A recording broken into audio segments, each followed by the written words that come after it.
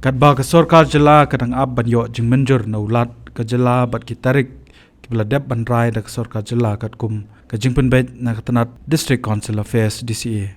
Henry kabla tikina menta ka long bag election hartli ki District Councils Khasi Hills Autonomous District Council KHADC but Giant Hills Autonomous District Council GHADC kala tikina ban long ho banai Rymphang jong snem arjar psan bat kabala ru banyo I ya ka jingki khore ki sangsan perthei kanthop ya gitu ki bedan ha ka sarkar sanrop MDA2 ban Pynbna ka kerteng ki kertong ha ka khandai Tarik no pra arjar psau ka jingelang kanhun menteri ka sarkar MDA2 kala pentep bagala dep ban pha ya ka jingterwa shaulat ka jela pun menjor ya ka jingpen kre man pelong ya ka election MDC Shaka Khasi Hills Autonomous District Council but Giant Hills Autonomous District Council Nagaliang menteri rangba ukondot ki sangmaru laong ba kasyong menta sa karai na ulat ban menjor ya ka Tarik ban pelong ya ka election MDC Shakiti ki artli ki Autonomous District Council Henry laong ba umla ban yathu lanun pelong ya ka election MDC kat ba umpat yo ya ka jing menjor na ulat halor kani ka benta haba persyang banwat na kitalong kubor ki bau Shillong Mail udon kat ba kani jing terwa ka don badulat ule yo jing tep maka Tarik bakatanat DC kan Pynbna ya ka election kan long hapo ka khatsan Tarik jong banai kala lingkot arjar psan ka Tarik ban pelong election kan de ka arpoi Tarik Rymphang arjar psan baka sini Ñiew vote kan de ka arpsau Tarik Rymphang arjar psan kuman chukdo ba ya ka samoy Tarik kam kini ki artli ki Autonomous District Council la penjalan da sisnem nakabala de ban pelong house nem arjar psau nakajing ai borulat ya kajing penya chakmat ya ki delimitation committee ban Pynbna renti ki shnong haki MDC constituency paper that on the schedule for the conduct of the elections to the Khasi Hills Autonomous District Council and the Giant Hills Autonomous District Council and these elections, the entire schedule of the elections has been finalized by or approved by the cabinet, but of course, as you are aware, all of this has to be approved by the governor, and therefore once it is approved by the governor,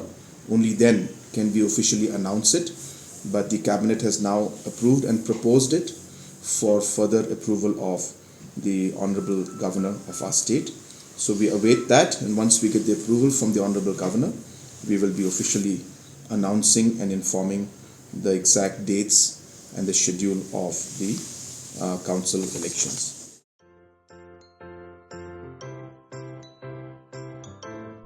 जब राजू को अपने महीने के ration का चावल मिला तो उसने देखा कि कुछ चावल के दाने बाकी दानों से अलग लग रहे थे। राजू को कुछ ठीक नहीं लगा। उसने इस बारे में अपने दोस्त देव से बात की। देव, मैंने इस बार फोर्टिफाइड चावल लिया था जिसमें सूक्ष्म पोषक तत्व मिले हुए हैं, पर मुझे इसमें प्लास्टिक जैसा कुछ दिखाई दे रहा है। मैंने भी सुना है कि आजकल प्लास्टिक के चावल आम चावल में मिलाकर बेचे जा रहे हैं। इसके बारे में मैंने एक वीडियो भी देखा है जिसमें उन्होंने चावल से बॉल बना दी थी। क्या ये सच है? अब हम इस चावल का क्या करें? राजू, आज पड़ोस में हमारे एरिया के फूड सेफ्टी ऑफिसर आए हुए हैं, चलो उनसे ही पूछते हैं। राजू और देव ने अपने एरिया के फूड सेफ्टी ऑफिसर से मिलकर इस बारे में बात की। सर देखिए, इस फोर्टिफाइड चावल में कुछ दाने अलग दिख रहे हैं। घबराइए नहीं, FSSAI के निर्देश के अनुसार चावल में सूक्ष्म पोषक तत्वों को सही मात्रा में मिलाया जा रहा है।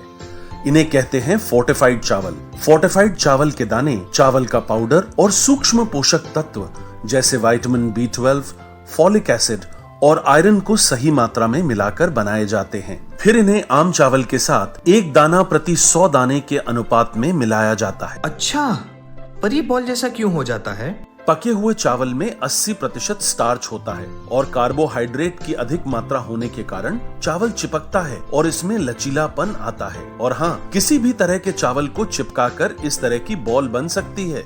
ये तो आपने बिल्कुल सही बात बताई सर, लेकिन क्या फोर्टिफाइड चावल के रख रखाव और पकाने के तरीके में कोई फर्क होता है? जी नहीं, फोर्टिफाइड चावल के रख रखाव, स्वाद और पकाने की विधि आम चावल जैसी ही होती है। हमें फोर्टिफाइड चावल को अपने रोजाना के खाने में प्रयोग करना चाहिए ताकि हमें और हमारे परिवार को सही पोषण मिल सके। इसके साथ साथ सभी चावल उत्पादकों को भी फोर्टिफाइड चावल उपलब्ध करवाने चाहिए ताकि हम सब इससे स्वास्थ्य लाभ ले सकें। आपने तो हमारी आंखें ही खोल दी। अब हम अपने और अपने परिवार के लिए फोर्टिफाइड चावल ही लाएंगे। Food safety and standards authority of India द्वारा जनहित में जारी।